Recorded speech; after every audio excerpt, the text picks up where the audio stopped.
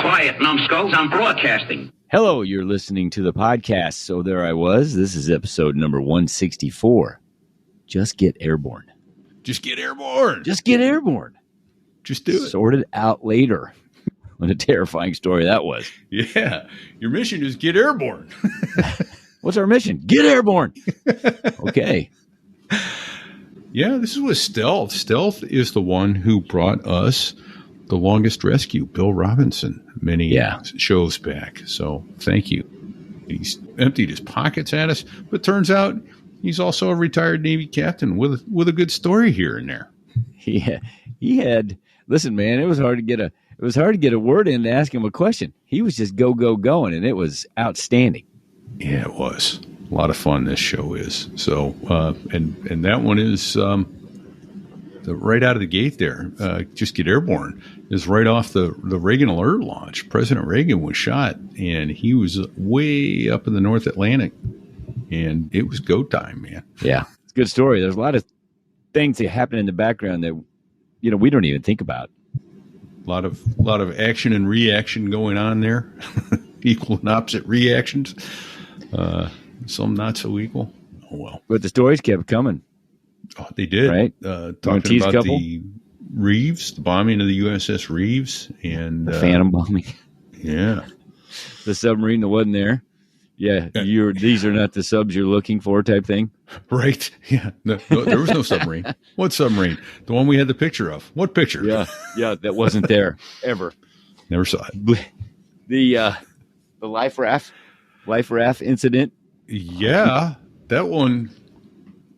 It could have gone bad. Pain and blood. Really bad. It could have gone very badly. Holy smokes! And I didn't know. I guess it's possible, but we flew a different type of airplane /seat. So, man, inflating your life raft in the airplane, not a good thing.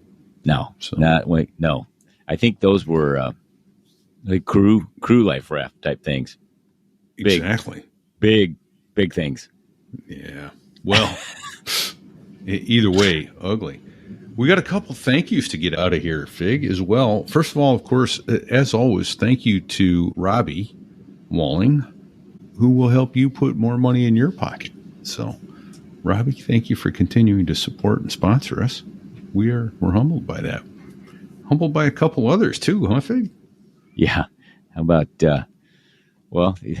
for Eric Hart, we thank you from the bottom of our heart. Oh, you did it. You did it. Bottom of our heart, Eric. Eric Hart. I know. Our heart. Need another call sign. Less heartless. Yeah. Yeah, that's good. Man, Go that's less. good. Yeah. Anyway, we're questioning your judgment, but thank you for being a donor. Thank you kindly. Nothing gets cheaper as we do this. It just keeps getting more expensive for some reason. No, right? Exactly. And then, Fig, we've got another thank you here for none other than First Sergeant Crouch. We had him on the show. I think it was show 99. Does that sound right? Yeah, it was show 99. It was a minute ago, and, so I don't. He was a drill instructor both at Parris Island and at AOCS in Pensacola. And he wrote this to me, and I've just got to share it with everybody. It's good. This is fantastic. And then the follow-up story. Repeat, the package finally got mailed out tonight. I'm sure you were concerned that it was either misdelivered or wondering WTF is my package or tracking number he promised me a week ago. Since you have been out of uniform a very long time, and being that you were an officer, likely never experienced the infamous military hurry up and wait tradition. Yeah, like that never happened to us either, right? Mm-hmm. So, here is your chance to experience the glorious life of the enlisted Marine, waiting on the word from the officer so we enlisted Marines could secure for the night. Your package will be at your house on Tuesday. Don't bother your lovely wife with carrying it inside. It weighs 34 pounds. It can sit on the porch until you get home. It is not fragile, so don't worry about that. And it cannot be damaged by the weather either. I used Gorilla duct tape on the box so that it would not break open from the weight. Go ahead and use a knife and attack it like Ray Charles, Helen Kelly, or Lizzie Borden. Nothing inside will be damaged by your moment of uncontrollable excitement of attacking a heavy box with what you have been impatiently waiting for with a bayonet or a K-bar knife. Just keep a tourniquet nearby should you manage to screw up like Sergeant Sawyer, a.k.a. Goober from VMFA 115 Powerline. He was famous for multiple unintended, self-inflicted cuts and injuries back in 1990 through 93 when attempting to cut himself free from the many incidents he was the subject of negative attention for. It took me about 2 years to come up with the idea to send this priceless gift to you. Just know that if you, by chance, open the wrong end of the box, if you don't see the scraps of paper near the open end of the box, you need to dump the contents out and get to the nice letter I typed included. Semper Fi, repeat, and remember, I wish I could have been your drill instructor. Notice I did not say sergeant instructor. What saying DI wants to volunteer to be a Marine OCS sergeant instructor? Too many rules that are enforced. That is why the real magic happened at Naval Air Station Pensacola, training future naval officers. Very few rules to follow, and I still managed to get in trouble many times. Yut! John Crouch. So I wrote back, rest assured I will conduct hand-to-hand combat with this box from the moment it dares to show its face on my porch. I plan to fix bayonet, scream like a banshee, and assault that bastard like it owes me 6 months of combat pay. If it survives initial contact, I will escalate to Firewatch-style interrogation tactics. Gorilla tape be damned. I appreciate the heads up about the weight and the weatherproofing, but fragile or not, that box's fate is sealed. I'll tear into it like Chesty Puller in a knife fight in a phone booth.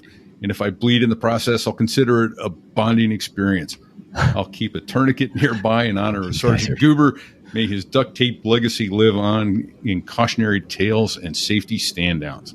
If I open the wrong end, I'll flip it, I'll dump it, and I'll yell at it like it was a boot who forgot to shave. Thanks again, and Semper Fi. I'd have paid good money to have you as my DI. You'd have made PT look like a form of hazing, and I'd still be in pain today. Now, go duct tape another Marine to a rafter and carry on their tradition. Repeat out. So that is an awesome response. It was $174 in change. In change. And there is a distinct reason why it was exactly $174 in change. Right? Exactly was. In fact, here's the letter that was enclosed. Repeat and Fig, I've been meaning to donate to your awesome podcast, so there I was for a long time, being that I'm a huge fan of the podcast.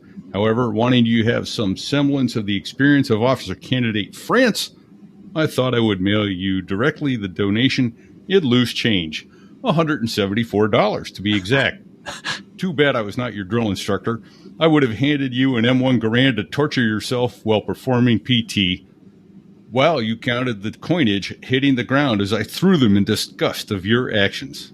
I'm not heartless, though. I included wrappers in the that the coins were wrapped in. Just tape them together before rolling the coins back up for deposit.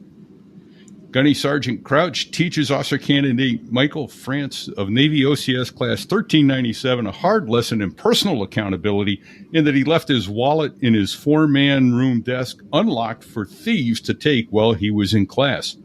But nobody steals loose change. Because nobody steals loose change, Gunnery Sergeant Crouch exchanged the paper currency for nickels, pennies, and dimes. Officer Candidate France could not be trusted to secure his money even after this painful lesson of rifle PT with the M1 Garand. So there's $44 in nickels, 22 rolls, 880 nickels, $30 in pennies, 60 rolls, 3,000 pennies, $100 in dimes, 20 rolls, and 1,000 dimes for a total of 4,880 coins weighing 34 pounds. And that's all. That is outstanding. It is outstanding. Really outstanding. So, and the cost to FedEx that to me puts him clearly in the camp of a tanker aircraft commander. Yeah. God bless you, First Sergeant Crouch. We're going to have you back on soon. He's got a lot more stories. Ooh, fucking raw. That's awesome. And you know what really pissed me off? I had no idea what was in this box. And as I was opening it, my daughter was standing there and goes, "Is that from the guy who had the penny story?" I go, "Yeah." She goes, "That's what that is." Goes, yeah. She got it. She got it right out of the gate. Before I did. Yep. Yeah. So, speaking of getting it and getting out of the gate and out of the way, What do you say, Fig? Let's listen to Stealth, man, because this dude's got stories. Good stories. Here comes Stealth. And don't inflate your personal raft. Don't do it. Yeah, this here is a true story about crossing the pond at night in the world's smallest cockpit, on the tanker, through the weather. Oh, and to the tanker crew who did that, thanks a lot. We really appreciated that. I'm just kidding. No, I'm not.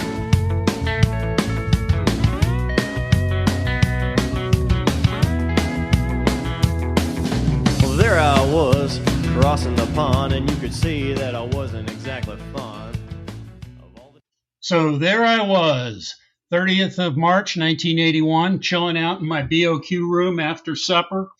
I was on the Alert 30 E-2 crew, just chilling, listening to AFART's radio, the Armed Forces Radio service. All of a sudden, got a news break. President Reagan's been shot. President Reagan's been shot. I went, what? I ran down the passageway to the lounge area where the other guys were hanging out. I said, AFART's just broke. The president's been shot. Don't know anything. The president's been shot. We're all looking at each other dumbfounded. All of a sudden, our alert bricks go off and said, launch the alert.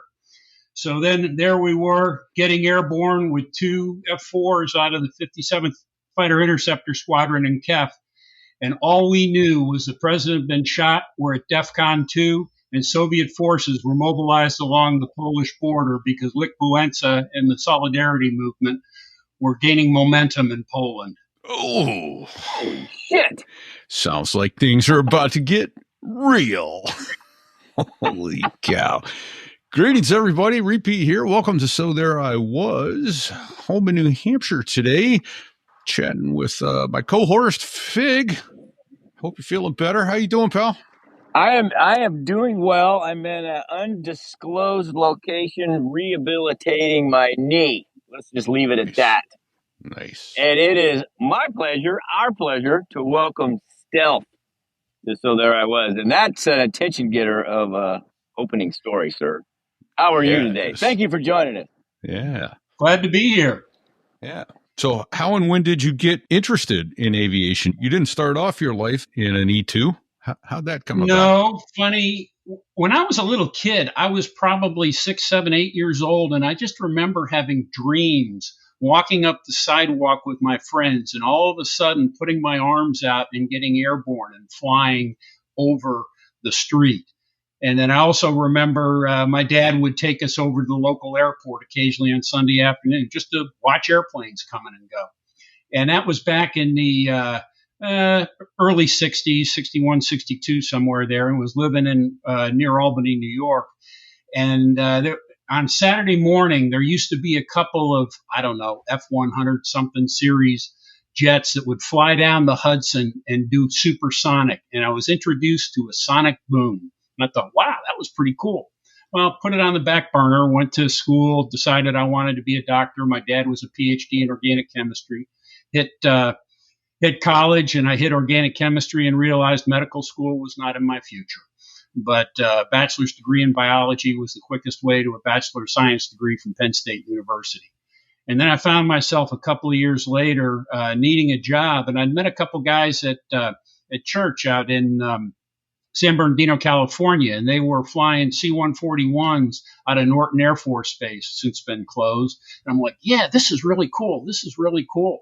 And I got to meet another guy who was a Navy recruiter, and found out, Navy does a lot of flying. I'm like, hey, I kind of like the concept of flying, and I need a job. Let me apply here, because I figured, well, let me apply because in the Navy, if you fly, you work less, you get paid more. Sounds like a good equation to me. And the Navy, the way they do officer recruiting is officers recruit officers, enlisted recruit enlisted. And my friend was a first-class petty officer at the time, a local recruiter, and he put me in touch with the officer recruiter out of San Diego. And I remember in the first conversation, he says, so tell me, Kevin, how much math and physics have you had? And I told him, and he said, let me talk to you about nuclear power. And I immediately responded, shut up, talk to me about aviation.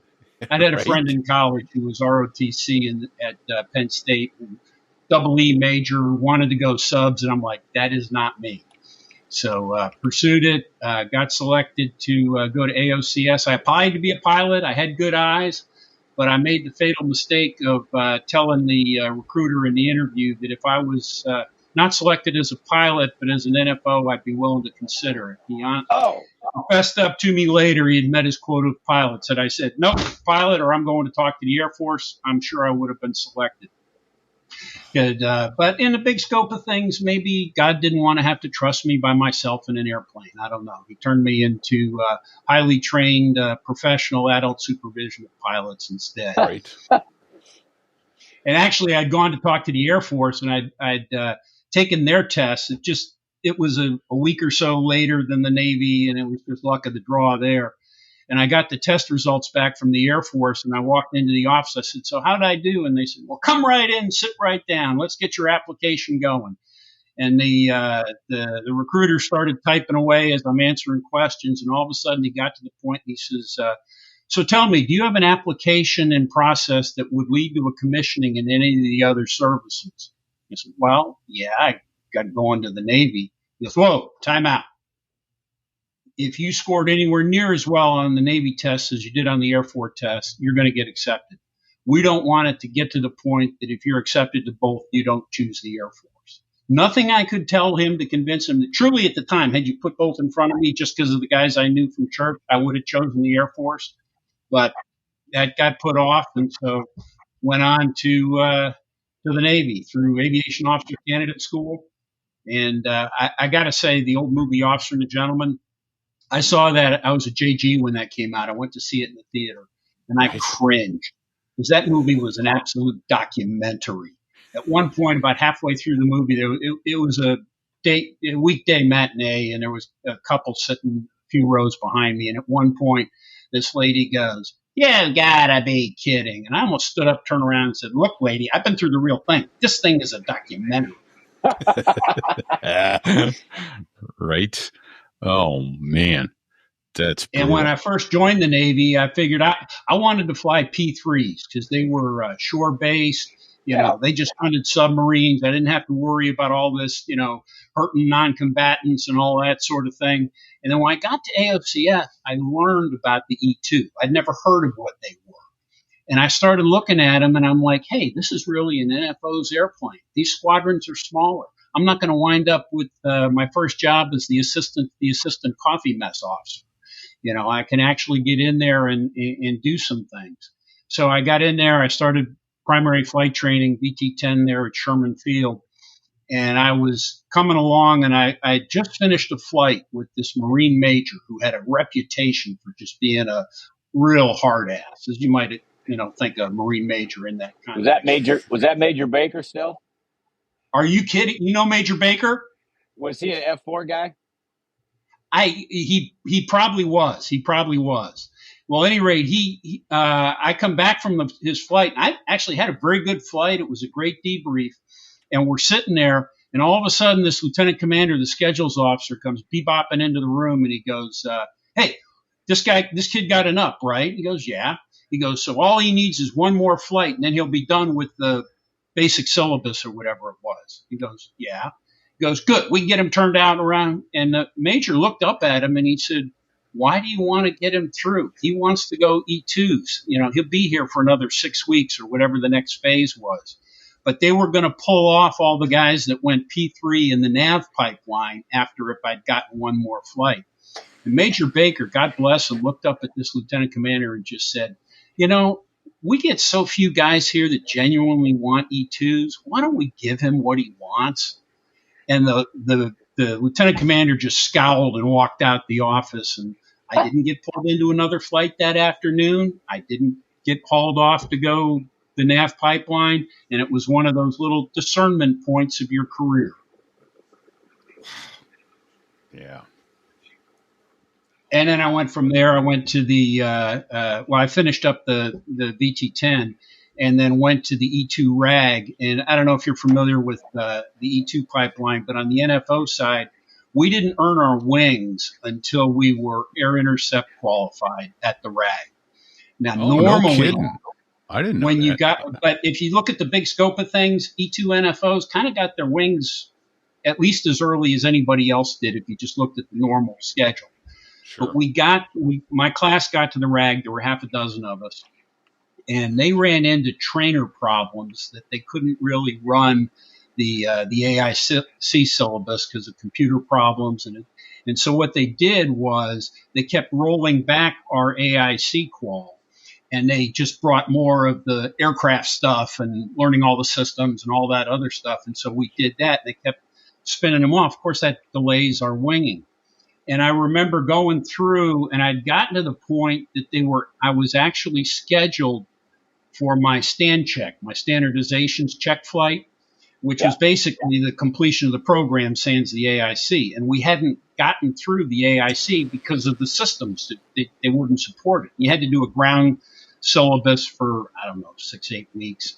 And then at the end of that, you had to get in the airplane and actually control A4s out of Oceania or whatever. And I just remember went out for this stand check flight, and the plane went down. We couldn't take it. And the instructor, who actually was a boss of mine later in the squadron, a wonderful guy, Ned Geiger, God rest his soul, we're walking back in, and I just kind of went, gee, Commander, if I would have had that flight, I'd have been stand checked before I was AIC qual. And I just saw a light go on in his head going, what are we doing to these guys? And they found a way to wing us after the ground syllabus because they were confident we'd get through the air syllabus.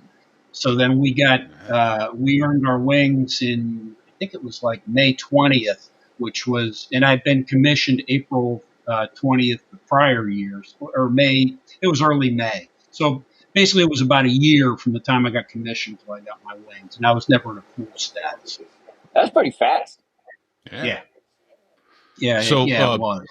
Could you back up just a little bit and describe the whole process of the pipeline of becoming an E-2 NFO, so that people understand? Because you talked about VT10 and you just really glossed over that, and so people, I'd like for them to understand what you did in VT10, what kind of training you did, what that was like. Well, I came out of I got commissioned on the 20th of April, which was kind of interesting because they had a data rank of 13 April. Well, what's that about? Well, in AOCS, as you might know, the program is for the most part run by the candidate officers for the drill instructors. They're doing all the running around and stuff. So they've always got to have candidate officers ready to go. Well, when we became candidate officers, they did not have the next class ready to relieve us for 2 weeks instead of 1 week. The program only required us to be candidate officers for 1 week.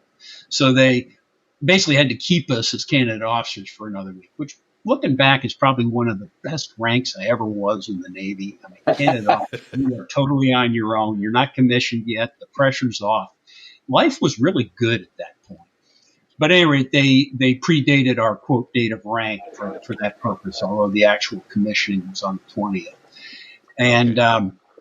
And my parents had come down. There's actually kind of a funny story around that commissioning because the night before they had this big beef and burgundy thing at the O Club that I attended with my parents. And I remember being kind of nervous, and I might have had one glass of wine with the dinner or whatever. And I'm nervous about getting commissioned. I hardly slept the night before. And then the next morning I got up. I think I had a cup and a half of black coffee for breakfast, so next to nothing. It's warm. It's April. It's Pensacola. We're out there in our choker whites, standing there, and I was one of the also-rans in the rank on the side. And I'm like, I'm not feeling it good. And I remember actually kind of saying that to the guy next to me, Rick. And then all of a sudden he kind of glanced at me and he goes, Kevin, are you all right? And I said, nope. And everything went white. And he caught me and got me dragged over to the ambulance. They put me in the ambulance, this first-class corpsman sitting there. And he gave me some orange juice and nursed me back. And I was just, I was probably dehydrated, low blood sugar, nerves, all that sort of stuff. And he gave me the fatherhood of, sir, when you're in formation, don't lock your knees. And basically got me to slime back up into the rank, and I was still able to go across the dais to get my graduation diploma and the commission ceremony later. There you go. Fortunately, my parents were sitting on the other end of the parade stands, so they never saw anything of it and didn't nice. realize what Okay. happened. Good. That's good. Yeah. But Outstanding. then, to your question, we were commissioned on Friday, and we started VT-10 on Tuesday. I mean, I don't remember all the details, but we were basically in ground school, I think, for about 6 weeks. And then we got the first flight was a FAM flight. They just put you in the back of a T2, and one of the instructor pilots took you up and tried to get you sick. And usually they were successful. They were not successful in my case, but it was, it was just a matter of you got to just stay with the airplane kind of thing. And I don't know, there were half a dozen flights. There was, basic air combat. There was low-level navigation. There were any number of emergency kinds of things, but about half a dozen flights there. And that was the primary. And I don't remember the exact timeline, but I'll say that was total, 12, 14 weeks, something like that. And then we went into an intermediate syllabus. At the end of that basic syllabus is when they yanked the guys off to go to the nav pipeline, P3s, C-130s. Okay. And then I went through the intermediate pipeline there at VT-10, which was, as I remember, basically low-level navigation kind of stuff. And I had one flight. I had with us. Also, hey, Stealth, was it all in the T2, or did you go to the A4 at some point? No, T2, and then we were in the T-39, the Learjet. Okay. And that was where we did a lot of low-level navigation stuff. And I remember one low-level navigation flight, I had an instructor who actually wound up becoming an ANAV on the Eisenhower later on, ran into it again, good guy. Any rate, I got far enough off the route that I was outside the limits, and the instructor pilot and the NFO were kind of looking at each other. Well, this kid's not going to pull it out. And I looked at the map and I realized where we were, and I'm like, well, if you go, 1 minute for 30 degrees, then how about 2 minutes, 60 degrees? And I did a mental math calculation that got us back on track. And that instructor NFO said, how the hell did you do that? But I wound up not getting it down on that flight because I pulled it out of where the sun don't shine. And then got back online. And then we did an out and in. We went, took like 3 students, and we went out to Miramar for a weekend, and we did low-level flights and stuff along the way. Right. And one kind of funny one, we pulled into, somewhere in Texas to get a bag of gas. And I was just walking into base ops or something. Now, you got to understand, I'd been a AOC in AOCS just a couple months before. So I walk up and I see this guy in kind of a blue suit, and he's got a soft shoulder board and one silver star on it. Now, you got to understand, as an AOC, that was our rank insignia as a candidate, was a star without a stripe, right? Uh-oh. And I'm looking at this guy, and I'm looking, damn, you look old for a candidate. And I walked up, and I nicely started a small conversation with him, and he pointed out that was his 737 sitting out on the tarmac. And all of a sudden, the light came on, and I went, oh, yes, sir. He was an Air Force brigadier. But we went out to Miramar, and as we were flying over the Grand Canyon, you probably know there's an air route right over the Grand Canyon. And I don't know, we were at 18,000 feet, whatever. And all of a sudden, the instructor pilot goes, okay, guys, you got your seatbelts on? You want to see the Grand Canyon? He just flipped on a 90-degree angle on it. And just, put it on the side, and we got to look straight down into the Grand Canyon there, which is pretty nice. And then we got done with the intermediate syllabus, and then I went to Norfolk.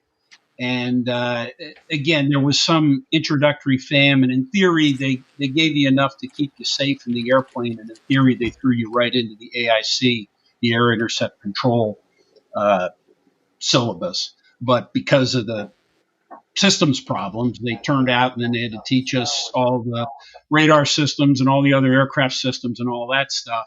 And so that AIC kept getting pushed back.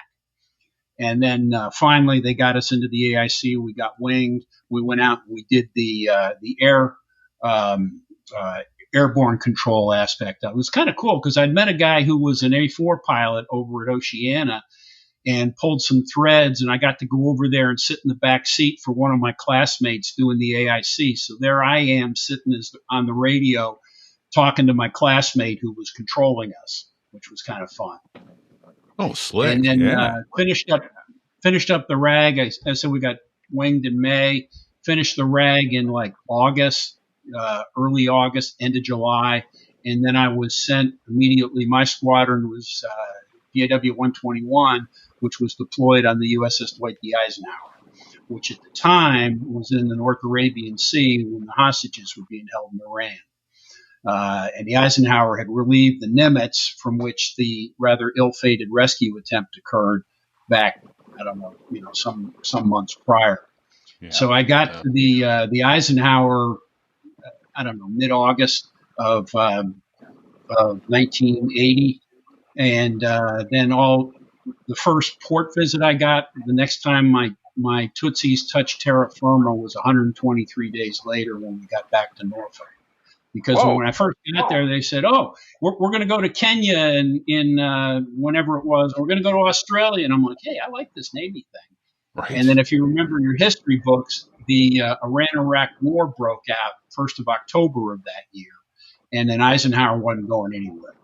And so we sat there until we were ultimately relieved by the independents coming home around the south of Africa. So actually, and as a young JO, and again, E-2 is a double cycle airplane. The concept of cycles, cyclic operations on a carrier, typically a cycle's about the F-14 Air Wings was, I think, an hour and 45 minutes. The E-2 would typically fly for 2 of those cycles. So my average flight time from takeoff to landing was about 4.2 hours was typical. So in that 4.1, those flights, I got aboard in August, and I remember one of the things you first get there, and it's like, well, what ground job am I going to have? What ground job am I going to have? And I hadn't been there a couple of days, and the CO just came up to me, and he said, "Kevin, I know you're sweating bullets about what job you want to have, but look, you're hitting us mid-cruise. We're all in our stride. You're just coming out, and you just know the navology. So what I want you to do is don't worry about a job for about a month. I want you to just focus on on learning how to employ the airplane and being part of the airplane." So that was initially. And then in that first at sea period, I got 80 traps. I almost, wow. If I'd have gotten aboard in Singapore, which was the last port visit, another month, I could have been a Centurion in my first at sea period in a double cycle airplane. That's how much flying we did. And then right. I know I alluded to a story in some of the notes I sent you. The very first flight I had, I think it was a night flight. They just threw me in the back end and just get a flight, get a cat stroke, get a trap, kind of get your ice broken here. So I did that, and it was like, just sit on your hands, just observe, don't do anything. And then the next flight, the next day, I got to control an A7, who happened to be the XO-1A7 squadron. And I'm driving him around, sending him basically from ship to ship.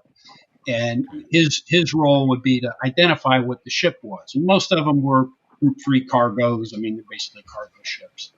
And when he would get to it, there was always a 4-digit code they would give us called a PIF. I don't remember what that stood for, but it basically was a 4-digit code that told us what kind of ship it was.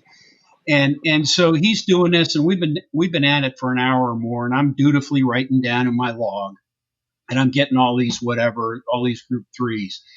And then he goes, "Well, about time to head back." And I said, "Well, I got one more little one I'd just like you to take a look at." He goes, "Yeah, okay." So I send him over it, and he's getting close. He goes, "I don't see anything. I don't see anything." I said, "Well, it's right on your nose," whatever it was, 6 miles or something. And then all of a sudden he goes, "Roger, tally, PIF," and rattles off a number. And I'm sitting dutifully initially writing it down in my log. And my mission commander, who was sitting right, of course, he's monitoring me. He jumps right in. He goes, "Say again, PIF." And the XO says the 4-digit code back. And I looked at the mission and said, "Huh? These are not numbers I memorize, although I probably should have." He goes, "That's an unknown submarine." I went, "Oh, that gets my attention." So I found a submarine on the first one, and I'll try and tell the rest of this story without getting a bead window, which means I said something I shouldn't have. When we get back, And the XO, of course, had taken a picture. It was just a periscope. And it became the intel photo of the day. And that lasted for about 12 hours until all of a sudden that was taken down and said, you did not see that submarine. It was not there. Yes, sir. Oh, Whoops. wait. I have a question. Stealth. If all there was a periscope running, is that what your radar picked up? Was the periscope? Our radar can pick up most anything. I mean, he could have been going down. There could have been a sail that I was seeing a little earlier. But basically, from the water up, I can see it. I mean, many times you get, the E-2 hunt submarines. No, I can't see anything under the water. Well, that's impressive. That is, yeah. And of course, the physics of an E-2, when we're sitting, there's an equation that can give you the exact amount, but the easy one to remember is at 15,000 feet, we can see the surface at 150 miles. Yeah. Wow. Okay. That's a large. Get a little higher, but it drops off quickly. And then the radar, at least the number I can publicly say is we could see in excess of 200 miles in every direction. That was my next question. Is that at 15,000 feet, 150 miles, 360 degrees around your airplane, right? Yes. Wow.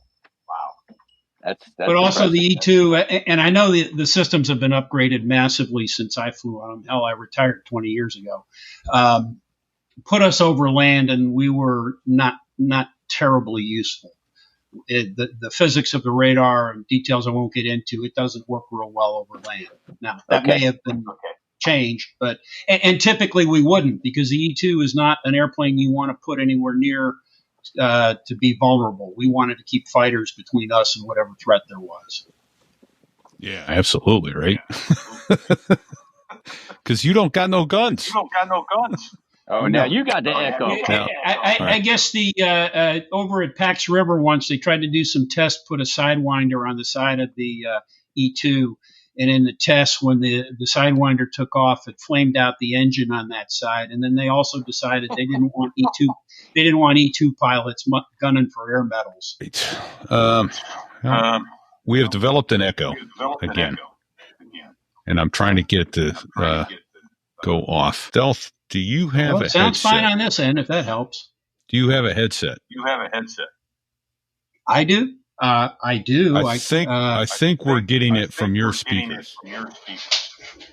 I don't know why. I tried to turn on echo cancellation on the master settings, and it just says make sure anyone without a headset has echo cancellation turned on or a headset. Okay. Well, I hear you now. Can you hear me? Yep. Yes, and I think the echo is gone. Okay, good. The echo is gone. So, all right, perfect. I will delete the echo out. Oh, man. Always something. Sorry about that. All right. Better. I can delete that portion of the show out. So that's good news. Awesome. So, yeah, damn, you want to keep the threat on the other side of the fighters from you for obvious reasons. Did you guys have any kind of countermeasures, chaff flares, anything like that, or not in that sense? No, we were purely surveillance, electronics. I mean, we had some passive systems, but no, we had no defensive systems in that sense. Okay, so could you jam, or can you say no? Okay, no. All right. Because there's plenty of electronics on board. You would think the E-2 could provide some ECCM, electronic countermeasures. We were all about communications, surveillance, data links, all that sort of stuff. Okay. What was it? Hey, Stealth, what's the crew makeup on an E-2 for missions? Well, as I tell people, I run into people, tell them about an E-2. I said, have you seen Top Gun Maverick? Oh, yeah. Most everybody has. I said, okay. I was in the E-2, which was that big twin-engine turboprop with a big flat flying saucer radar dome on top. And I said, we had a crew of 5. We had 2 bus drivers, pilots up front. And then I was one of 3 naval flight officers in back. Each one of us had a radar scope. And simply put, my job was tell Maverick where to go. Great. And I think there's a cameo even at the back end of an E-2 in there, in that movie. Oh, no kidding. All right. And then... but you, well, let's back up a little bit. So you're talking about, I'm trying to go in order of some of the notes I have for you, but, Sure. we had, 80 traps in your first at sea period. That sounds like a lot. That is. Well, and a little bit of an aside in deference to our pilots, in fairness to them, they only got to log the traps they were in the left seat for.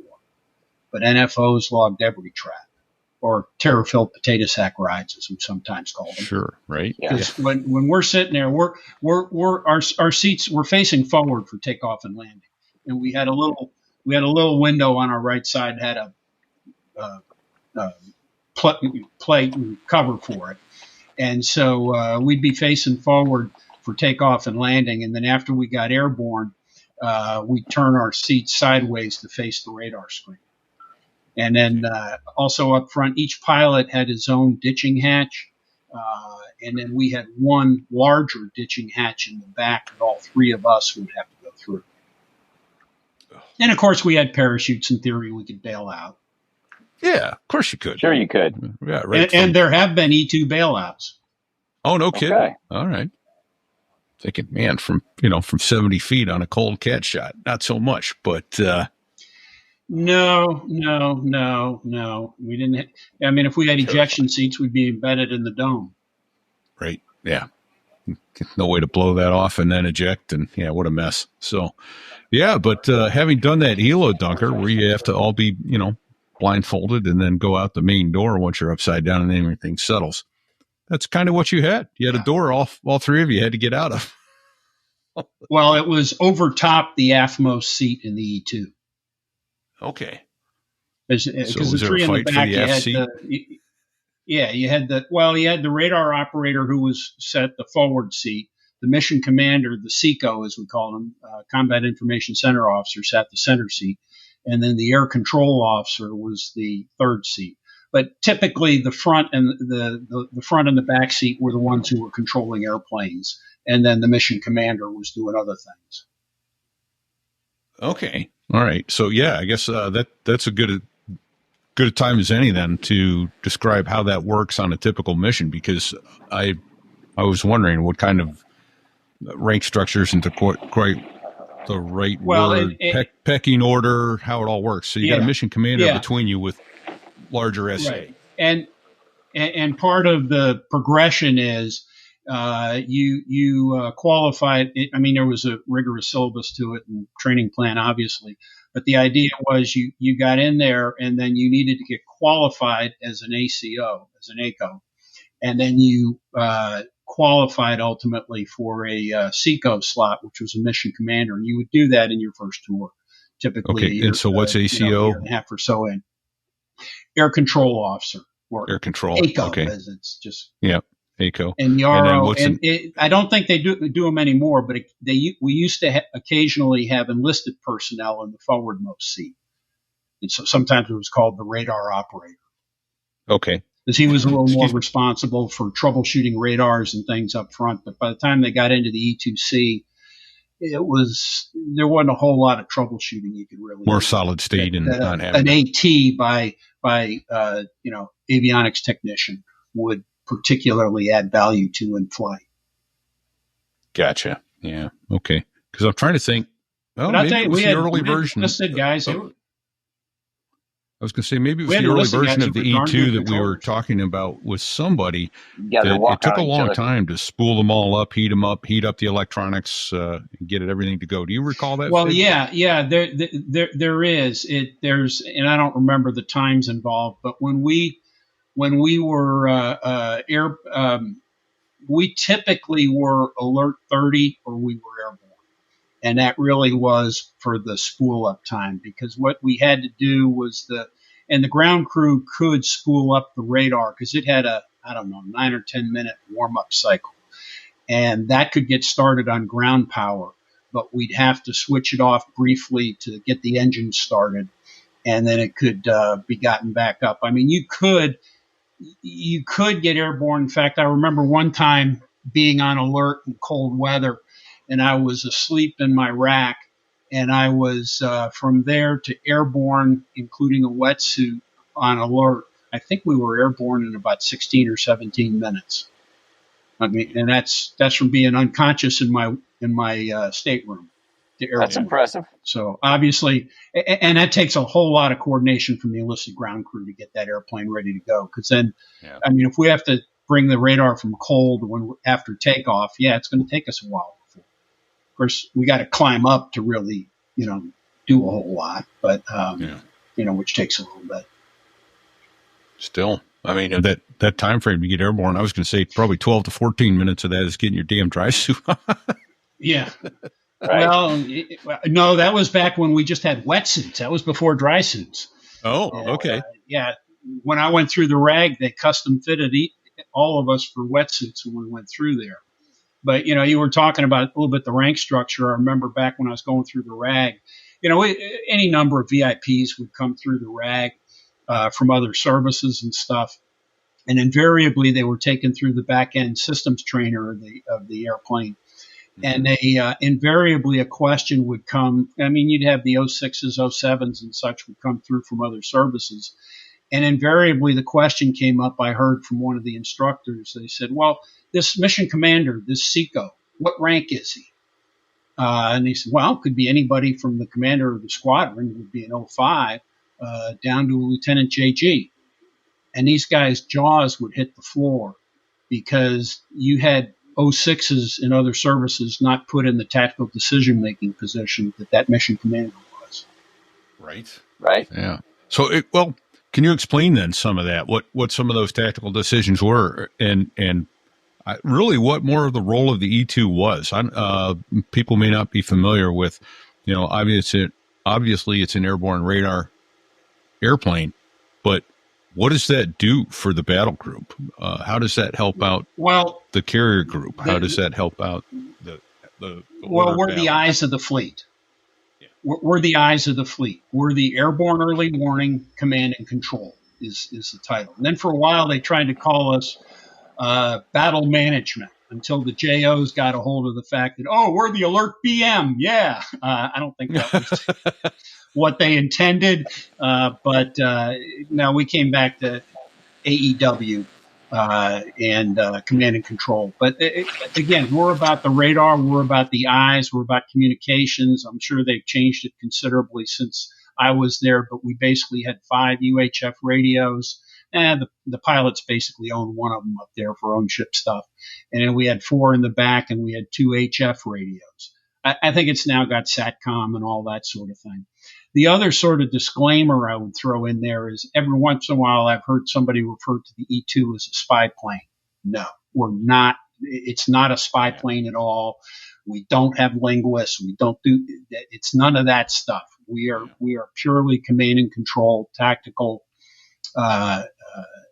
control. But the SECO is running the data links. They're talking to the ships. I mean, within the ROE, it could come, push comes to shove, of weapons release authority, depending on the scenario, to give that to the fighters or whatever. I'll tell you one interesting story. When I was on a med cruise back when it was after the Marines were blown up in Beirut in 83. That morning we were in port. It was a Sunday morning. We were in Port Naples. And I was in the duty section, but I didn't have a watch, and I'd gotten up, and I think I went to the church service on board, which was fairly early, and that's when we were told what had happened. Well, the ship was given an emergency underway order. Now, when you look at carrier, it's not going to do it in 3 minutes, but 4 hours later, we had pulled the hook, and we were headed back towards the area of Lebanon. And in fact, they had to send a helo to Rome to get the CO of the ship. I mean, it was enjoyable. It's important that he goes with. That he goes with. And then we got on our way. And of course, you got a whole bunch of sailors and officers that are ashore that no harm, no foul. They just couldn't get back to the ship in time. Yeah. And so they had the C2 CODs just running ferries to the ship for a day and a half anyway, just bringing guys back to the ship. And we got over there, and I just remember, some of the scenarios at one point. They had the I think they were called the Druze or whatever the bad guys were around the Beirut area. And I do recall passing a clearance to drop to an A6 on a particular target. And all of a sudden, we had these secure radios. I don't remember what their designation was, but these things, they were encrypted, but you could talk freely on them, kind of thing. Sure. And but if you remember those radios, they would drop sync occasionally. The codes wouldn't link up, and so you'd hear you'd hear noise. And these things drop sync, not terribly uncommon. And apparently, I had passed the order. And then apparently somebody with a cooler head back in D.C. or whatever said, no, pull them off. And I got the order over that secure radio to call that A6 back. And I realized, 2 drop syncs kicked in there, and I wouldn't have been able to call them back. Ouch. That's just, it's one of those things, hey, they're the systems we have. We do what we can, but we follow what we're told to do. Sure. Yeah. I imagine when it drops things, sounds like a fax machine at best, right? Or not even that. Well, different noise. Yeah, different encryption systems sound different. Because then there's the satellite battle group command circuit that kind of sound, when it drops sync, it literally sounded like a garble, garble, garble. But what were the KY-28s? I think they were. It was more of it just sounded like white noise when it drops sync. Yeah. Okay. I mean, those may have been some you had in your days. We did very little encrypted radio that I recall. You probably had. I'm sure we did some, but I don't recall much. Yeah, we didn't use it very often. Yeah. It was laborious, and it worked like 50% of the time. Yeah.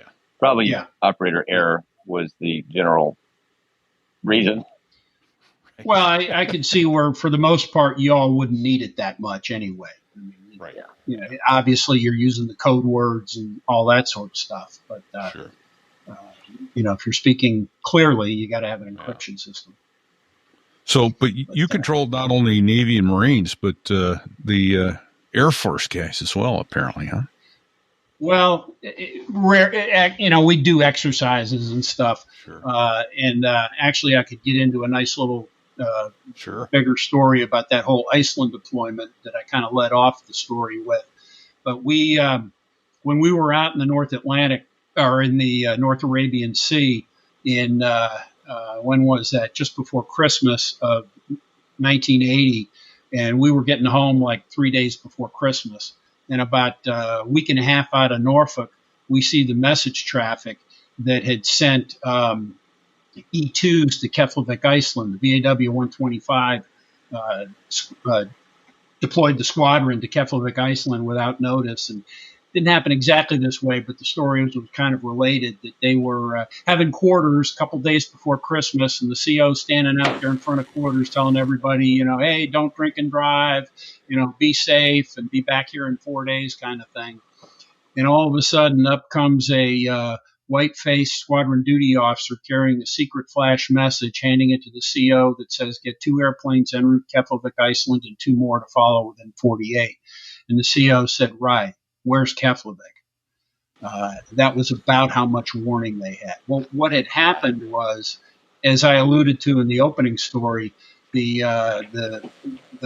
Soviets were mobilizing along Poland, etc. Well, they had sent the AWACS that were in Keflavik to West Germany to monitor that situation. And then the Air Force had also sent AWACS to Saudi Arabia. Bottom line is they were out of AWACS. And so, and I've heard this, second, third hand, JCS is sitting around going, well, we're out of AWACS. What do we have that can provide that capability? And the Chief Naval Operations says, well, I got E-2s. And so that's basically what happened was they sent them up there without notice. And then we're sitting there looking at the handwriting on the wall and said, 125 is the only squadron in town. And we get back and we're the only ones, and they're only sent there for a month, and we're coming back from an 8.5 month deployment. Do the math. Right. January, huh?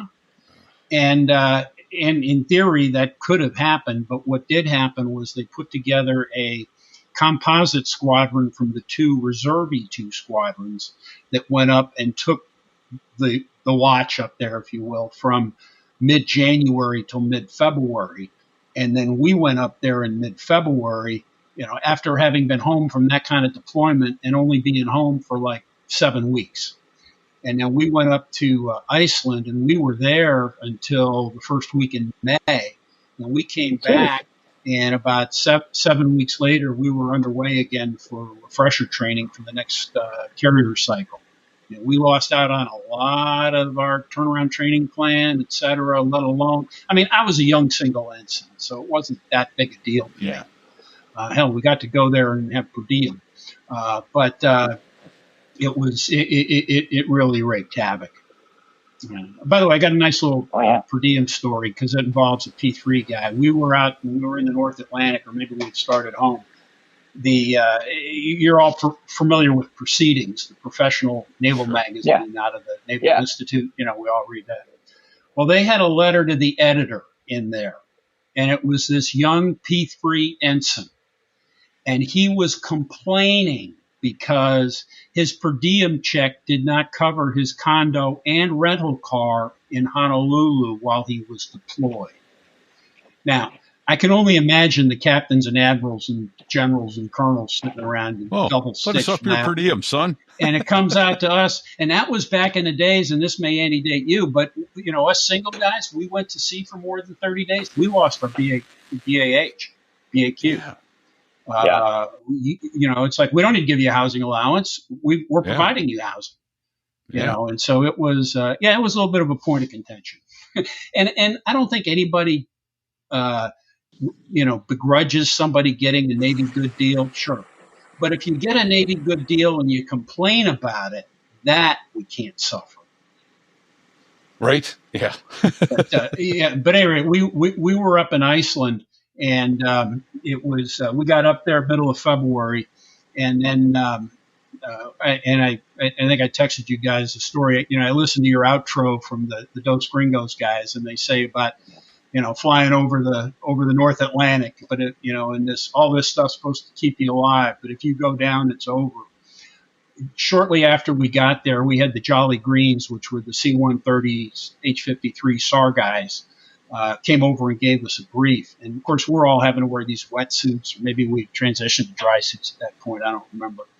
At any rate, they come over and give us a brief, and they said, if you go down in this water without any anti-exposure suit, you have 5 minutes of usable consciousness. If you go down with an anti-exposure suit on, wetsuit, dry suit, you have about 10 minutes of usable consciousness. We're not going to get to you for at least 30 minutes. The XO stood up, who was a senior pilot, and said, gentlemen, wetsuits, dry suits, optional.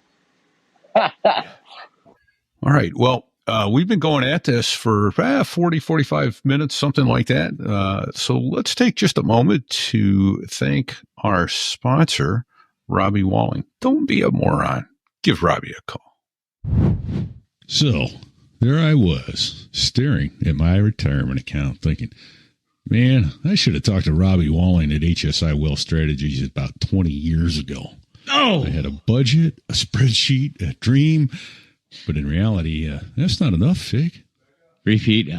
I've known Robbie for over a decade, and let me tell you, the guy's as solid as they come.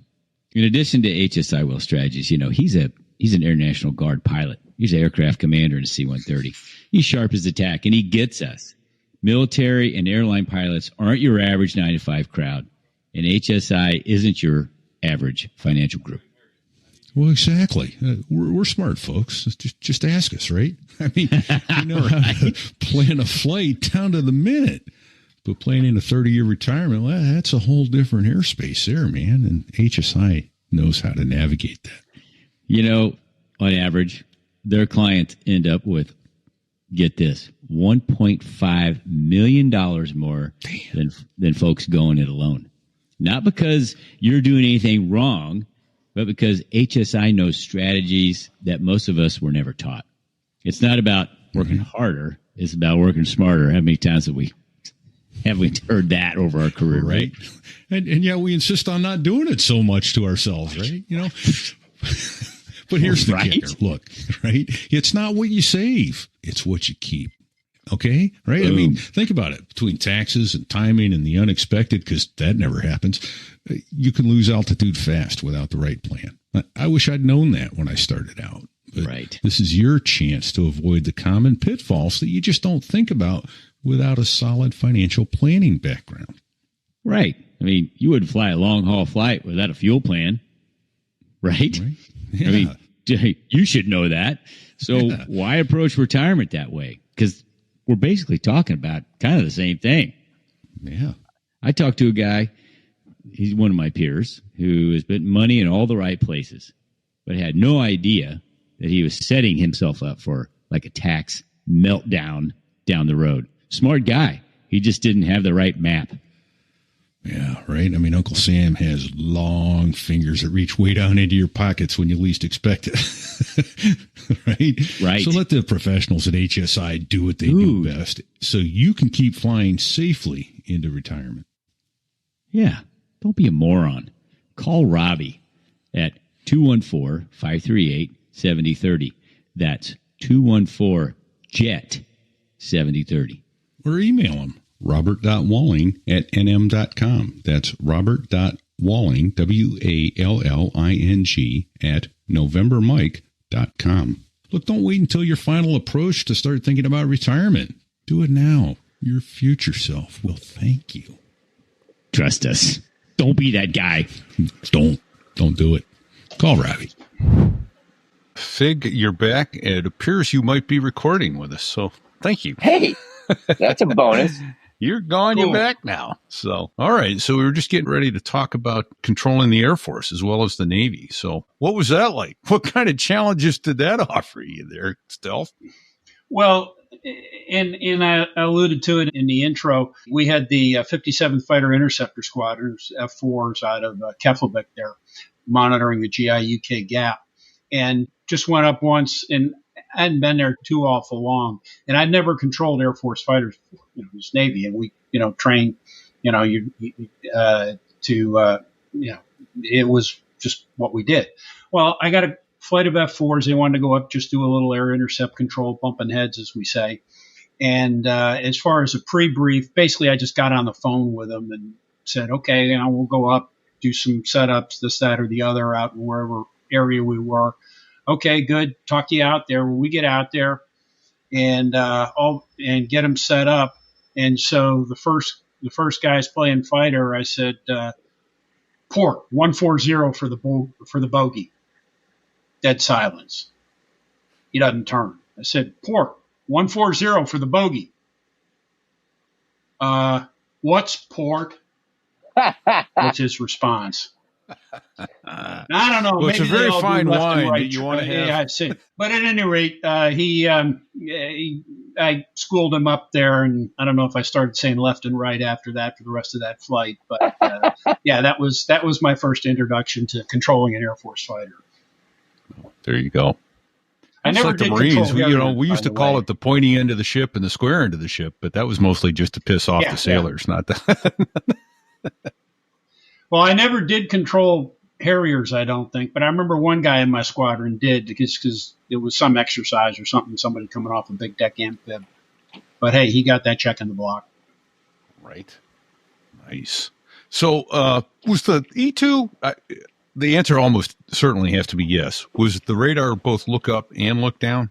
You didn't have to be above a target to see it. No. It was a full volume 360, and there wasn't a theoretical limit to our altitude, and I've probably even occasionally seen an airplane I shouldn't talk about on there, but who was a lot higher and perhaps even slower than you might expect. Sure. Oh yeah.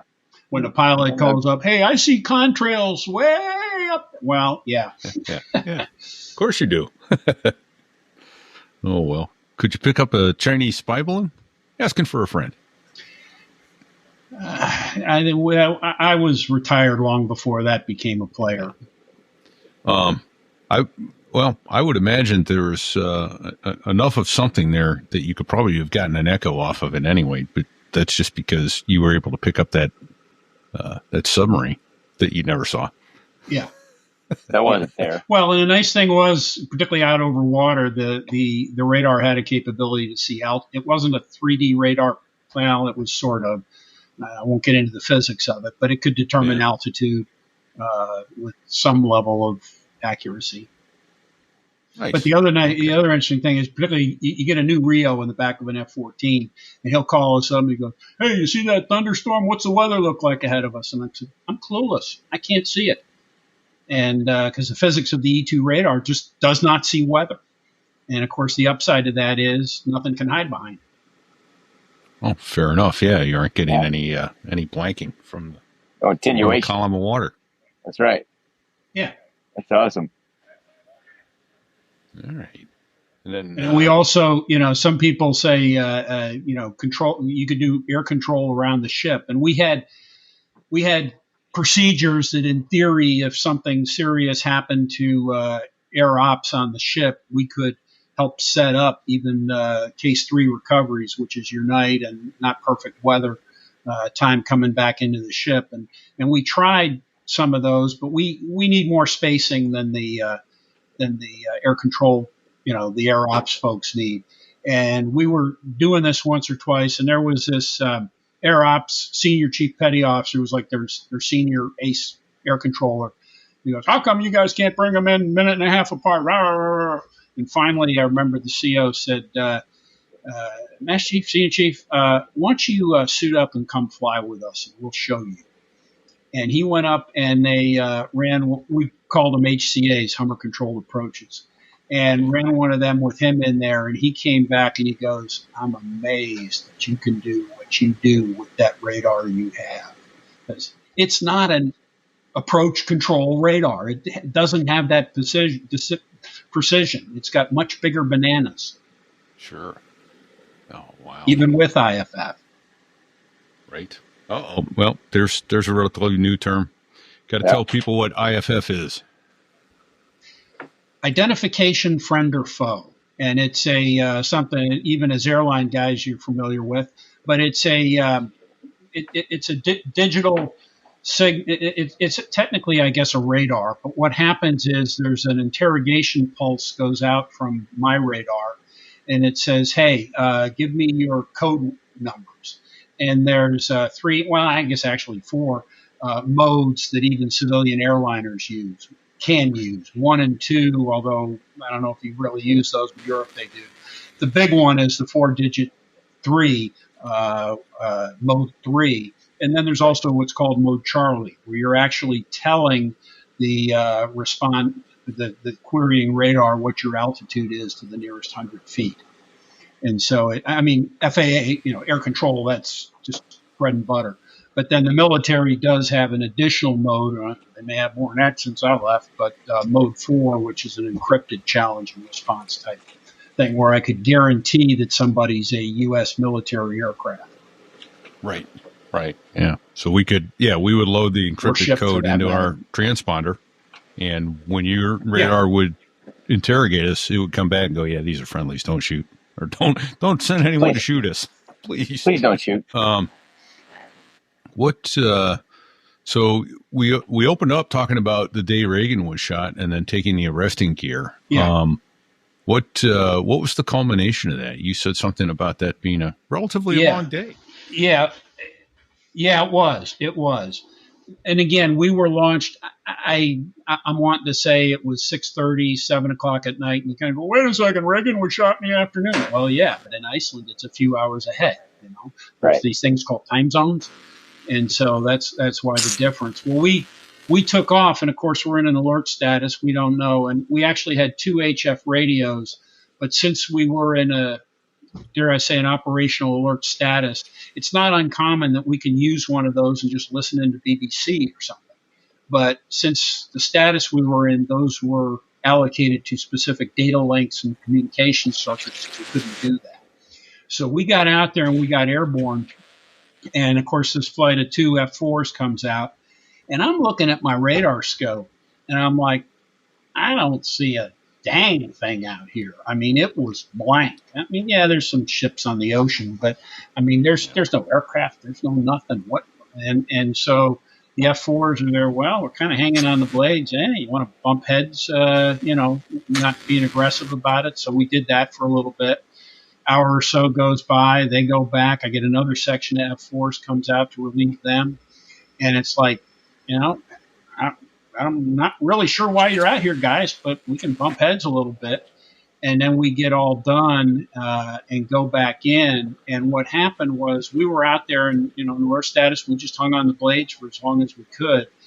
And as I was kind of doing some reflection on some things before this podcast, I found my old logbook. And I found that flight. And I realized that flight was the longest E-2 flight I had in my entire logbook, for 5.2 hours. And normally I hear pilots talking about coming in on fumes at 4.8 hours. So we were really hanging on the blades out there. But when we came back, you may or may not know in Keflavik, North Atlantic, weather is fickle at best. Well, as we're coming in, and again, this is the end of March, there is one of those white sheet lines of a blizzard coming right up the runway the other direction. And so the pilot realized he ain't even got the gas to go around. Diverts are not an option. And so being a naval air station, they did have arresting gear cables along across the runway there. So being the good naval aviator that he did, I don't know if he told the tower, but he dropped the hook. And we come down and land, and I was in the aftmost seat there, the ACO seat. And as I'm sitting there, I hear this boom, boom, boom, boom. And I'm like, well, maybe the dash pot pressure's low, the hook's bouncing a little bit or whatever. Well, we come out of the wire and we taxi in. And of course, back end guys, we got to go talk to the intel officer and do our stuff. Well, the pilot, he gets out, he gets a call from ground control. And ground control said, sir, you use the arresting gear? He goes, yeah. He goes, well, sir, it's there for your use. It's there for your safety, sir. However, sir, at our runway, we are not an aircraft carrier. Our centerline lights are not armored like they are on a carrier. And so as we were going right down the center line, he was taking out the centerline lights for half the runway. And the ground control said, now, please, sir, those wires are there for your use. Use them as you need to. We only ask, please, if you do need to use them, please land a little off center. But then, so that was the longest flight I had. And then the interesting thing is, and I didn't even put these pieces together until years later. Why was I out there looking at a blank screen? Well, if you remember when Reagan was shot, the vice president wasn't around, and I don't know, they couldn't get a hold of SecDef. Well, in the command center in the White House, apparently the senior guy who was there was a guy by the name of Al Haig, a retired four-star general who was, I think, technically a national security advisor or something. But he basically looked around and, being the kind of guy he was, stood up, took charge. And what he did was he set us to DEFCON 2, and he launched every single military alert in the U.S. military. Because he wanted to show the Soviets we were loaded for bear. Don't mess with us. And the Soviets, to their credit, realized, they didn't have a dog in that fight. They basically stood down a bit because they didn't want to provoke something stupid.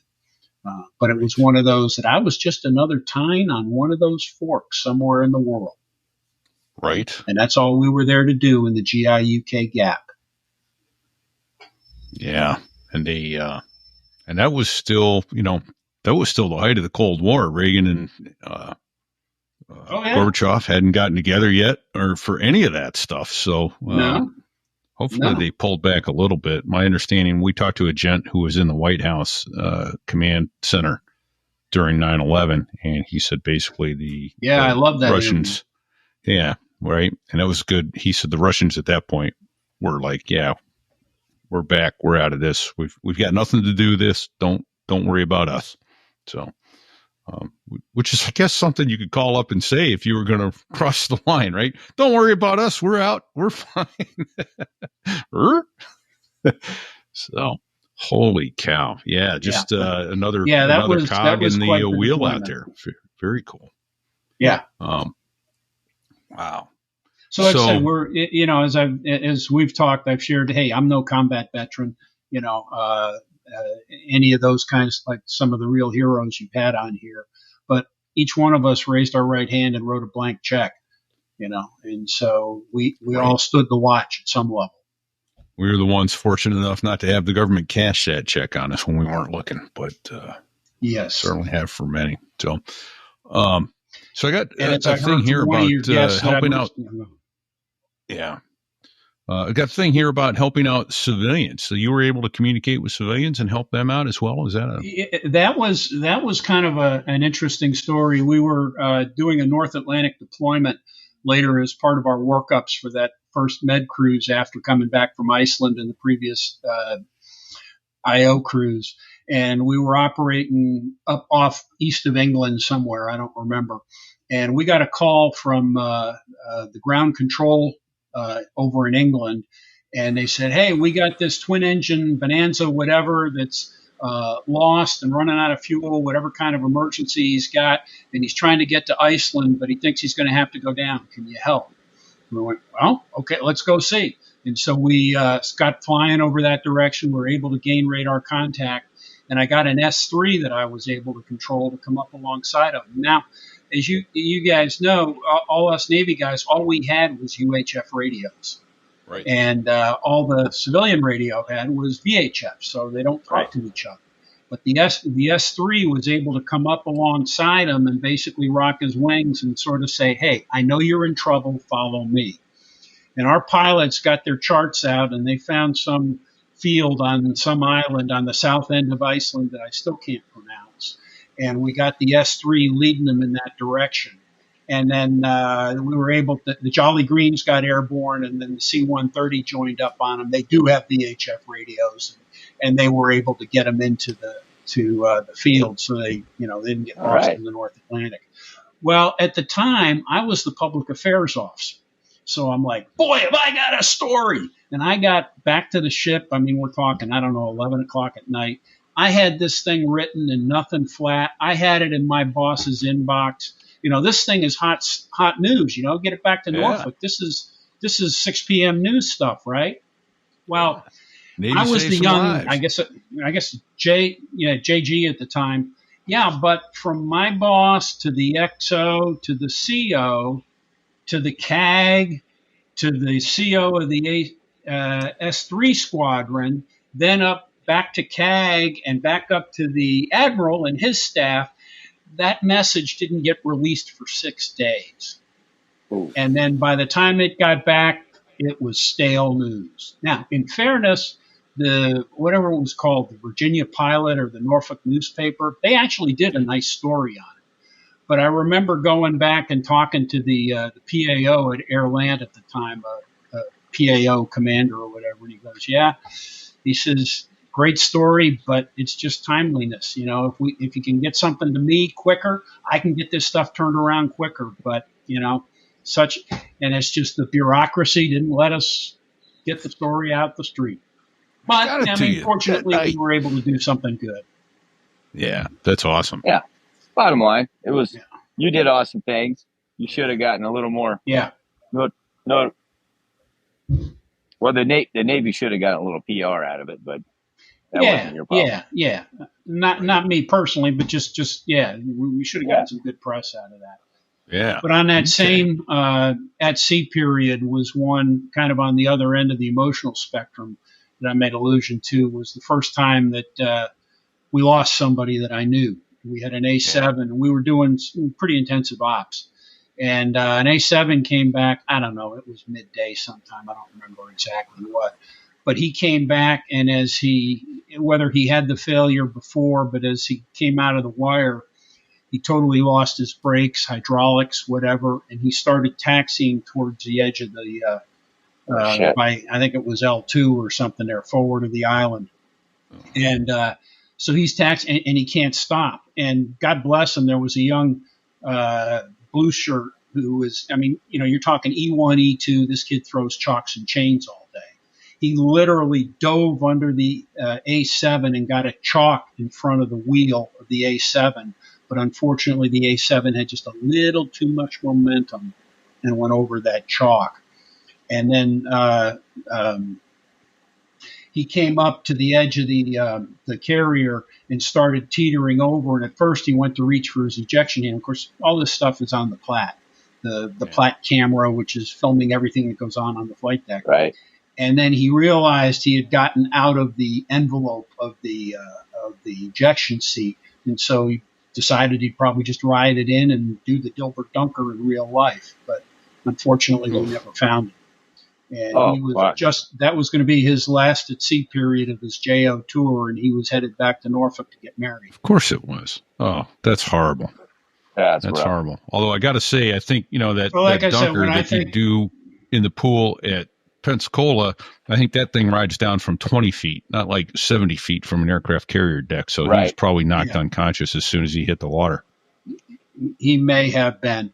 And, it's like I said, and I've actually even been asked to speak at Memorial Day things. And when I'm asked about that, it's like, hey, we all get the died in enemy fire. But I think of the folks that I knew, the guys that I knew who were killed primarily in military aviation, standing the watch, training, whatever. Well, it's that blank check that gets cash. Yeah. It's a dangerous business. It really is. And that's, that's horrible to hear. What was his name? Do some honor. Honor him. Clint Nicely. Right. Where was Clint from? Do you remember? Matter of fact, you can find. I think you may be able to find his obit online. He's an A7 driver. I want to say VA-12. We had two. I think it was VA-12. Okay. Well, thank you to Clint's family for his sacrifice on our behalf. That's never easy, no matter how it happens. No.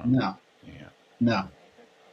So, what's this about Dan Sherman's life raft? That's a funny story.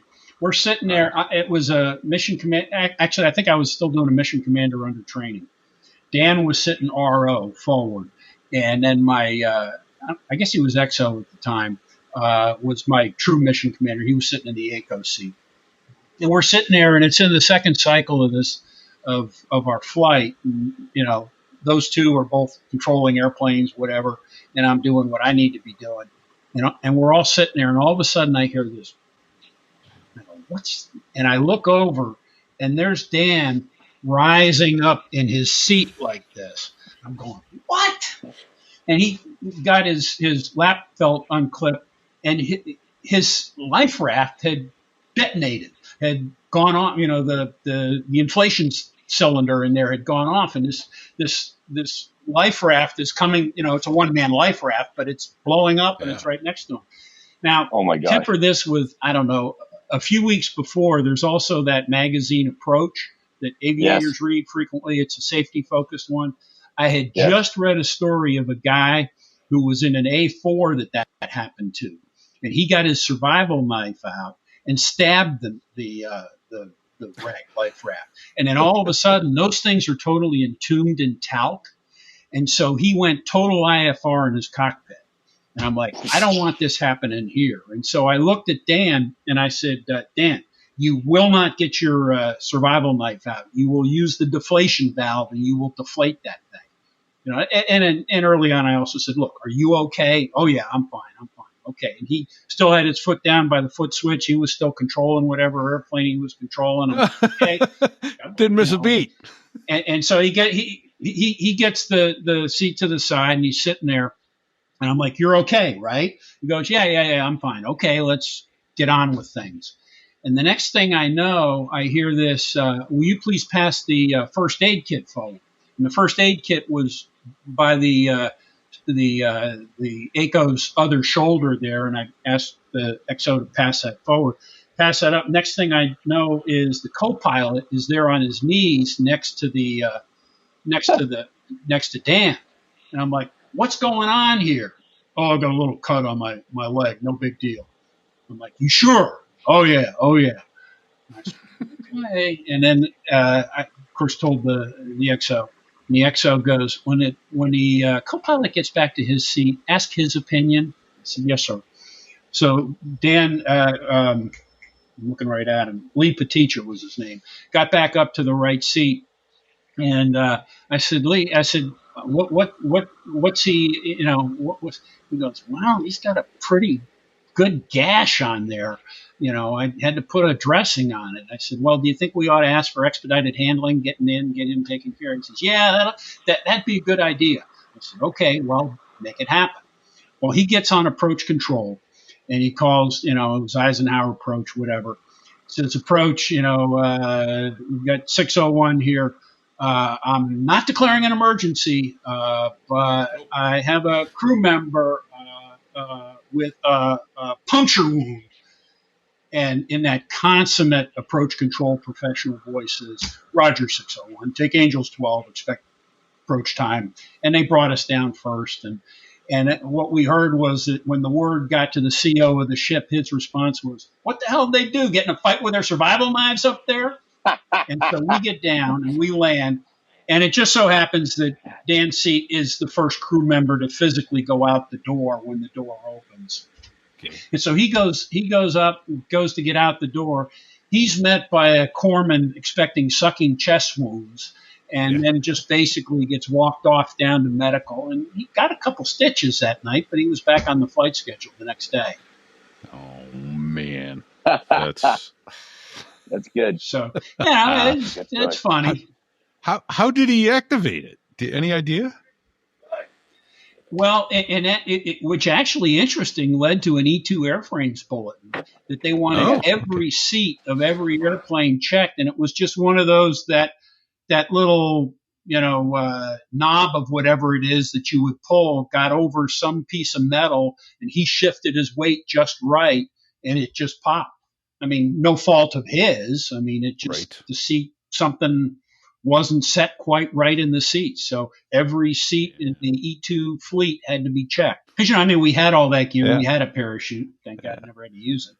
You need to rise up a little bit, get your seat a little higher. You don't quite have enough. You've got more left. So, holy smokes. All right. Well, we got time for a couple more stories here, Stealth. I'd like to, let's talk about maybe the F-18 bombing the USS Reeves. I'd like to know what your inside scoop on that is. That was a scary night. Yeah. Yeah. This happened on my my disassociated sea tour. I was a tactical action officer on the USS Midway, and I was sitting there in my seat, and it was, I don't know, I want to say 9-ish at night, 2100-ish. And we had, I think it was the last last cycle was out there, and there was a flight of 2 Hornets that were supposed to go do radar bombing on a Larn, one of these radar targets that floats around out by itself. And apparently the standard procedure is they have to VID it, visually identify it before they go in and drop on it. But they were doing a radar bombing on this thing. Okay. So I guess in theory they would have flared it, just say, yep, that's what it's supposed to be. Well, apparently they didn't do that to start with. They just went in with the radar up. And as the flight of 2, it was a lieutenant commander was the lead and the JG was the wing. And they came in, and all of a sudden the lieutenant commander the flight lead realized it wasn't the target. He didn't know what it was, but he knew it wasn't the target. So he called knock it off. The wingman didn't hear it, target fixated, whatever, and pickled a Mark 82, a 500-pound bomb. And fortunately, the bombs for that thing are fused so that they'll detonate at first contact. Now, if you're really going after a ship, you delay the fuse because you'd want it to go down a ways before it detonates. But at any rate, it was on first contact, and it hit the USS Reeves up in the forecastle area, which is forward of the superstructure. And apparently the nose of the bomb, the fuse detonated it when it hit the anchor chain about, 10, 12 inches off the deck. So that's where it blew up. And it blew a hole, and I think I sent you pictures of it. It came out of some publication. Well, at any rate, there was a hole, 8, 10 feet across, and blew out the space underneath it was basically an empty boatswain's locker, an office, a storage facility, something. There was nobody in it. But about 30 feet forward of where that bomb hit was a bunch of guys in a berthing area watching the evening movie. And about 30 feet after that was the forward missile magazine. And there is no way that Mark 82 could hit a cruiser and do less damage. Well, at any rate, I'm sitting there in my chair, And I hear this on the battle group command circuit where COs talk to the admiral, that kind of thing. And it's a covered circuit. And this is one where you get that garble, garble, garble kind of stuff. Right. And I hear this, Alpha Bravo, this is Reeves, garble, garble, garble.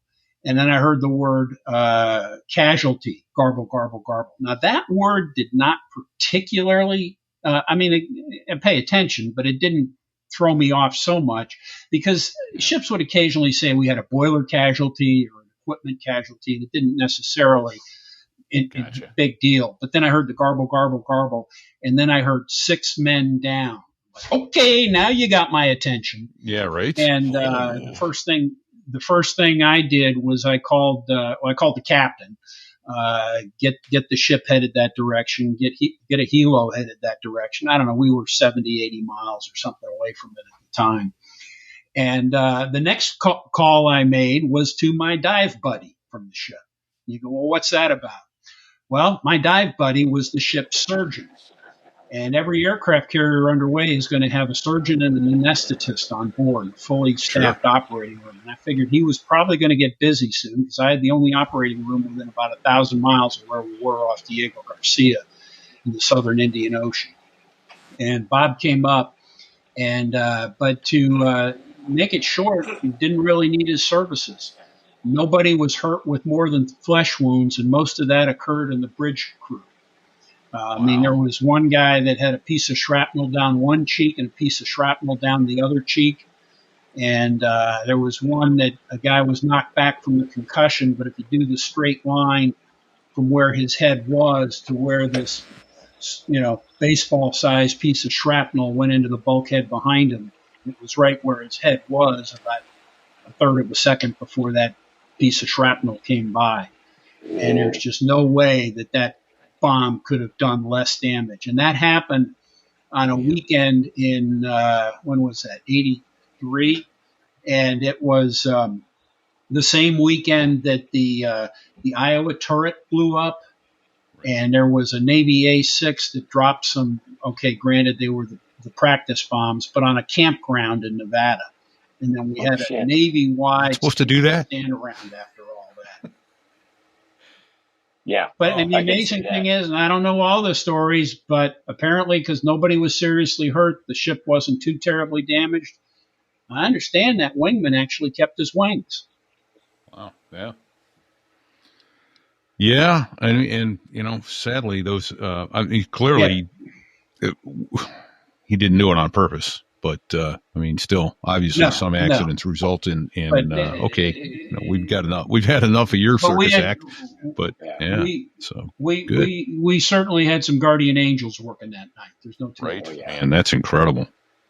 That is incredible. But the other big story that happened on that same tour was we were, of course, Midway was home port in Yokosuka, Japan, and we were heading down to PI just for, port visit, whatever. And it was June of 83?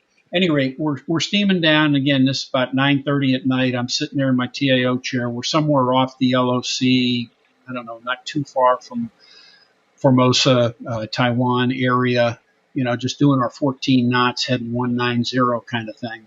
And all of a sudden I felt my chair kind of, rolling like this. What's that about? I looked over my shoulder where I had an own ship heading and navigate and speed indicator. And all of a sudden we're heading 350 about 5 or 6 knots. I'm like, what the hell's going on? And I picked up the hotline that I had to call the officer of the deck. And I said, what's going on? And he says, I don't know, but Flag just called and said, stop right here. Okay. Hung up. And then I picked up the phone and called basically my peer, who was the flag watch officer. And I said, what's going on? He goes, I don't know, but the admiral's in back talking on MHOP, which is that circuit that he can talk to the White House on kind of thing. Okay. And then I'm sitting there just kind of scratching my head going, huh? And then my boss, the CIC officer, who was a puppy Navy captain, calls me on my hotline. He said, Kevin, get the chart petty officer to get every chart of the LOC out, updated and current. I can't tell you why, but I'll be down there in a few minutes. Yes, sir. Hung up. got the chart petty officer working, and he comes down about 10 minutes later and told me that the Chinese tanks had rolled across Tiananmen Square. Oh, We were shit. the absolute point of the spear right off the Yellow Sea. Now, were Ready we to really rock and going to roll. do anything? No. But we stayed right there for about 3 days until Northwest Airlines got some 747s in there, courtesy of the State Department, to get all the American citizens out that wanted to get out. Wow. And then Yeah. we proceeded on our way. Damn. Well, you lost So a couple days. I did that tour. Well, yeah, I don't. They adjusted the schedule, and for us, the PI was a working port anyway, because they would do a lot of various maintenance and resurface the flight deck. Sure. It wasn't a Liberty port like it probably was for most of the stateside ships. Yeah. But yeah, that was an interesting tour. And then after that tour, I got out, and I'll tell you, one of the smartest decisions I ever made was when I left active duty. Okay. It was 1989, 1990. I didn't pick up 04 after 2 looks. It was kind of a bloodbath on promotions back in that day. And the smartest decision I ever made was affiliating, which I know you've done, Fig, is affiliating with the reserves. And because then ultimately I went on to retire from the reserves with about 15 and a half years of total active service and about 27 years of total service. So at least do a nice check every month, even if I don't get out of bed in the morning. Yeah. But then we, got on, and even in the reserves had some fun, used to go over and do exercises. And one that's a little suspenseful, and I put there the Cobra Gold CDO. I went over and did a month of what we called it AT in Thailand for an exercise. And we had 3 MEF, which was 3rd Marine Expeditionary Force out of Okinawa. Then General Gardner was the commander. And it was a joint combined joint staff on the U.S. side, a lot of Thai folks. And I was in the command center. Well, these guys, they all have to have a command duty officer, and there's a schedule comes out. Well, I was a 04 at the time, and the command duty officer, you'd have an 04, you'd have an 01 or 2 as an assistant, and then you'd have a couple enlisted, a driver or a translator, whatever. So I had a watch team of about 4 or 5. Well, at any rate, this watch bill comes out a day or so after we get there, and my name is on it from 0800 Saturday to 0800 Sunday for the only true Liberty weekend for 5,000 U.S. personnel in Thailand. What could go wrong with and this having scenario? been on the Right. And on the midway, every time we pulled into Pattaya, all kidding aside, we usually killed a sailor. Whether it was a motorcycle accident, whether it was a drug OD, something, we usually lost a sailor. And I remember when I saw that list, the very first thing I did was I hit my knees and I said, God, please, nobody die. Yeah. And that prayer was honored, although a couple came close. Yeah, well, they got to try. But I wow. did. Well, that was a true blessing. Right. Well, we've been going at this coming up on an hour and a half here, so it's time for us to land the plane. But that being said, before we do, I want to acknowledge that 1st of May, we had episode 157 with Bill Robinson, the longest rescue. And we want to thank you for putting us in touch with Bill Robinson. Yes. And first had your name. We assigned you the call sign Racket after your generous donation, and thank you for that as well. But turns out you have another call sign, Stealth. Care to share with us how that came to be? Well, that came, and in all fairness, E2 community is not near as big on call signs as y'all in the more crotch rocket crowd does. But when I hit that first squadron out in the North Arabian Sea was late 1980. And back in that day in the Navy, if you wanted to, you could grow a beard. And since in the E2, we didn't have to wear oxygen masks all the time. They were just there for emergency reasons. E2 guys could have beards if they wanted. Well, if you wanted to have a beard, you just had to let your CO know you wanted to grow one. And then you were basically given a month. And at the end of the month, the CO or XO would say whether you get to keep it. Well, I have always hold on. Was that based on the quality, how it filled in? Was it? What was? Yeah, there were. Yeah, there was some, I mean, it had to look like a decent beard, not something, straggly or whatever. I mean, we had a couple of guys in the squadron that had beards. And in fact, one guy, I remember when the beards went away in the Navy, his kids were scared to death of him. They'd never seen him without a beard. But at any rate, I figured, well, I want to try to do it. Now, in fairness, you may or may not be able to. I am extremely light bearded to the level that even in AOCS, I occasionally, if there wasn't an inspection the next day, I might have gone 2 days without shaving and survived. So, I mean, that's pretty darn light bearded. Well, at any rate, I got out there and I thought, well, maybe I should try. So I let the CO know, XO, whatever. And I said, okay. Well, about 5 or maybe 7, 8 days later, of course, it just looks like I needed to shave. And that was right at the time that it became publicly known about the stealth fighter, the F-117. It was first publicly made known. And my CO, who was kind of could get silly sometimes, he came, I was sitting in the ready room. He came bolting into the ready room one day, and he's just looking around and pointing at things and goes, stealth TV, stealth desk, stealth telephone. And then he looks at me and goes, stealth beard. And I'm like, and that's how it started. So I didn't try and go any farther after that. That's going to stick. I have had a beard at the age of 60, and it doesn't look too bad. But then when I do shave, I look like I'm 10 years younger. So, right. So, yeah. Why keep it in, right? That's the history on that one. Too funny. Yeah. All right. Well, it looks like landing the airplane has been done just in time because Fig has fallen off the face of the planet.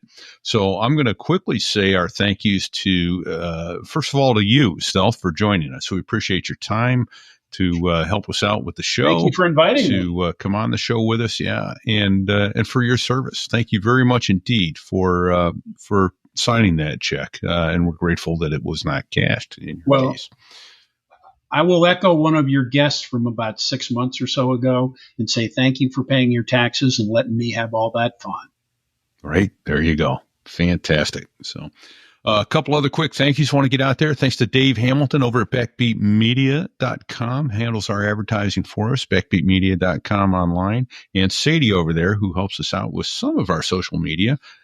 We'd appreciate it greatly if you would go to thereiwas.us/rate and give us a 5-star rating. Count them 5, not 4, 3, 2, or 1. If you got to give one of those, find another show to take care of them and give them that less than 5-star rating. So, and welcome back, Fig. Get to you here in just a second. I don't know. You're in and out, all that good stuff. Yeah. Hey, our giveaway is up. We have a book from one of our listeners. It is Takeoffs and Landings, Memories of God, Family, and Country by Alger Pete Peterson, who did 29 years in the Air Force. So we're going to give away 4 copies of this book. Go to thereiwas.us/giveaway. Share the show, earn some points, and win yourself a fantastic book about a man who spent 30 years of his life in the Air Force. Sadly, Pete Peterson passed in March, and we won't be able to get him on the show as his grandson who sent us these books had hoped. And that's getting close to about it. There's always someone I seem to forget, but starting to hear it now, jogging my memory. Who's that, Fig? Well, that's the 2 Air Force F-16 pilots that make the Air Force sound good. It's those gringos. Those gringos. So we met with them. Obviously, if you listened to the last show, you know that the Dos Gringos and the Los Gringos were with us. They are promoting getting an F-16 to wings over the Rockies, and also are part owners in the Wing Lore. That's WINGLORE Spirits, wingloreспirits.com. Get yourself some nickel in the grass or bogey dope whiskey. You will not be disappointed. I'm telling you, that's good stuff. And thank you to the Dos Gringos for allowing us to use your fantastic music. We're deeply grateful. The only thing I can come up with right now is until next week, don't inflate your life raft when you're at your station. Oh, Don't do that. Don't inflate your life raft inside the tube, man. No, don't do it. Well, inflate your life raft after you leave the tube. So, that's all I can say. Stay safe and check 6.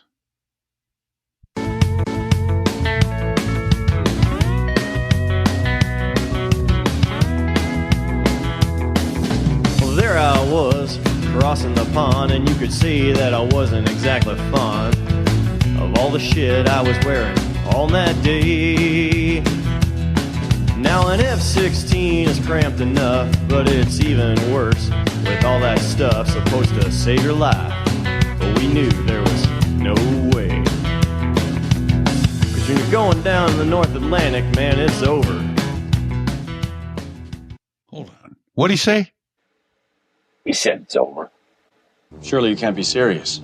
I am serious. And don't call me Shirley. We are out.